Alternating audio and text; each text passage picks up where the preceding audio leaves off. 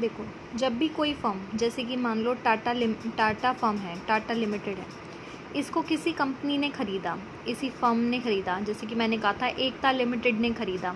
तो एकता लिमिटेड ख़रीदने से पहले इनसे ये कहती है कि हमें गुडविल का वैल्यूएशन चाहिए, गुडविल कितना निकल के आ रहा है, हमें ये फाइंड आउट करना है, गुडविल का वैल्यूएशन निकालने के लिए कहती है। तो यहाँ पे टाटा क्या प्रोवाइड करती है, टाटा अपने प्रॉफिट का हिसाब किताब देती है कि प्रॉफिट मैंने कितना कमाया। लेकिन यहाँ पे एक पॉइंट नोट कर लेना कि जो भी प्रॉफिट दिया जाता है कंपनी के द्वारा, जो सेल कर रही है, प्रॉफिट जो होता है उसे should not be trusted blindly, उसे ब्लाइंडली ट्रस्ट नहीं करना चाहिए जो भी सेलिंग फर्म ने दिया, given by the selling firm. क्योंकि देखो, सेलिंग जो भी फर्म बेच रही है वो तो जानबूझ के अपने प्रॉफिट को ज़्यादा दिखा देगी। तो जो भी प्रॉफिट देती है फर्म, उसके ऊपर अंधा विश्वास नहीं करना चाहिए, ब्लाइंडली ट्रस्ट नहीं करना चाहिए। तो जो भी प्रॉफिट दिया जाए उसको आपको पहले डीपली चेक करना है कि इसमें क्या क्या चीज़ें हैं। अब इसको क्लियर करने के लिए आपको एक चीज़ समझनी है, एबनॉर्मल एंड नॉर्मल, ये समझना है। एबनॉर्मल, नॉर्मल 11th क्लास में भी हमने पढ़ा था। देखो, कुछ हमारी होती है एबनॉर्मल इनकम, कुछ होती है हमारी नॉर्मल इनकम। नॉर्मल इनकम कौन होती है, ये हमारी एक्चुअल इनकम होती है बिजनेस की, जो हम डे टू डे एक्टिविटीज़ कर तब हम ये इनकम करते हैं। जैसे कि मान लो हमारा दूध, मिल्क का काम है, तो मिल्क हम इधर उधर बेचते हैं, तब जाके वो इनकम कमाते हैं। एबनॉर्मल इनकम क्या होती है, हमारे बिजनेस का काम वो नहीं है, लेकिन फिर भी कुछ हम प्रॉफिट कमा लेते हैं, यानी डे टू डे का नहीं होता, ये कभी कभी अनएक्सपेक्टेड कह सकते हैं इसे, अनएक्सपेक्टेड इनकम होती है कि जो डेली नहीं होती, इसे हम नॉन रेकरिंग भी कह सकते हैं। यानी ये हमारे बिजनेस में बार बार नहीं होती, कभी कभी होती है। जैसे कि एग्जांपल क्या ले सकते हैं कि फायर हो गई, आग लग गई, आग लगने से क्या हुआ, आग लगने से आपको लॉस हुआ, लेकिन इंश्योरेंस कंपनी ने आपको क्लेम दे दिया, तो ये क्लेम क्या है, इनकम है आपके लिए। लेकिन ये क्लेम जो पैसा आया, ये आपके बिजनेस में डे टू डे नहीं होता, कभी कभी ये आपके बिजनेस में हो गया, तो ये एक एबनॉर्मल इनकम है। ऐसे ही हम कह सकते हैं, एक होता है एबनॉर्मल लॉस और एबनॉर्मल प्रॉफिट, एबनॉर्मल लॉस और एबनॉर्मल या फिर नॉर्मल लॉस कह सकते हैं।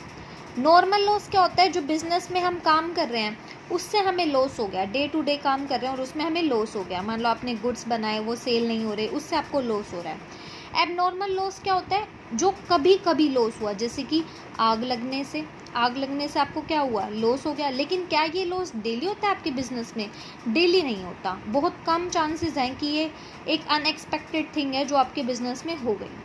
तो यहाँ पे हमारा बिजनेस क्या कहता है, यहाँ पे वैल्यूएशन ऑफ गुडविल्स करते समय हमें जो भी प्रॉफिट दिया जाता है, फर्म जो हमें प्रॉफिट देता है, उस प्रॉफिट में सिर्फ वो प्रॉफिट होना चाहिए जो कि normal day to day activities करके हो। क्योंकि यहाँ पे टाटा, मान लो टाटा को कोई ऐसी इनकम हो रही है और वो बाहर से हो रही है, वो तो अपने प्रॉफिट में ऐड करके दिखा देगा, अपना प्रॉफिट हाई दिखा देगा, हाई दिखाने से उसको ही फ़ायदा होगा कि गुडविल की वैल्यू ज़्यादा आएगी।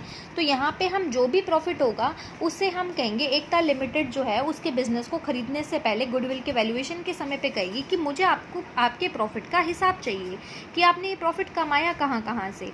तो उस सिचुएशन में अगर कोई ऐसा इनकम उसने ऐड कर रखा है जो कि डेली का नहीं है, बहुत कम चांसेस है, एबनॉर्मल है, तो उस इनकम को हम उस प्रॉफिट में इंक्लूड नहीं करेंगे। तो यहाँ पे पॉइंट क्या निकल के आया कि जो भी आपके एबनॉर्मल इनकम होते हैं, एबनॉर्मल इनकम कौन, जो कभी कभी आपके बिजनेस में होते हैं, बहुत अनएक्सपेक्टेड इनकम है, इनको हम रिकॉर्ड नहीं करते। अगर प्रॉफिट में जुड़े हुए हैं, रिकॉर्डेड हैं, तो उस प्रॉफिट में से हम उसे माइनस कर देंगे। सेकेंड इज, जो भी आपके एबनॉर्मल लॉसेस हैं, ऐसे लॉसेस जो आपके बिजनेस में डेली नहीं होते, बहुत कम चांसेस हैं जो ये लॉस हो गया। फॉर एग्जांपल हमने क्या कहा था, फायर, तो ये लॉस अगर आपने अपने प्रॉफिट में से हटा रखा है तो इसको हम रिकॉर्ड करेंगे, इसको हम एडेड करेंगे, ऐड कर देंगे। ये एबनॉर्मल इनकम अगर आपने ऐड कर रखा है तो आप माइनस करेंगे, और ऐसा लॉस जो आपके बिजनेस में बहुत कम चांसेस, अनएक्सपेक्टेड लॉस है, अगर आपने उसको माइनस कर रखा है तो आप उसे एडेड बैक करेंगे। ऐसे ही अगर कोई आपकी कोई भी तरीके की इनकम है, कोई भी इनकम जो कि आपको क्या करनी है, बार बार रैकरिंग नेचर की है, रैकरिंग मतलब बार बार आपके बिजनेस में होती है, तो उसे आप रिकॉर्ड करेंगे, उस इनकम को आप रिकॉर्ड करेंगे। लेकिन अगर कोई आपका ऐसा एक्सपेंस है जो कि रैकरिंग है, बार बार होता है, तो उस एक्सपेंसेस को भी हम अपने प्रॉफिट में दिखाएंगे और उसे एक्सपेंसेस को वहाँ से माइनस कर देंगे। तो यहाँ से क्लियर है कि जो हमारे डे टू डे के इनकम है उनको ऐड करेंगे, डे टू डे के एक्सपेंसेस हैं उन्हें माइनस करेंगे। लेकिन अगर डे टू डे के इनकम आपने जो आपके एबनॉर्मल इनकम है, जो डे टू डे नहीं होते, उन इनकम को ऐड कर रखा है तो आप माइनस करेंगे। अगर आपने लॉस को माइनस कर रखा है और एबनॉर्मल लॉस है तो उसे एडेड बैक करेंगे। यहाँ से ये क्लियर हो जाता है टॉपिक।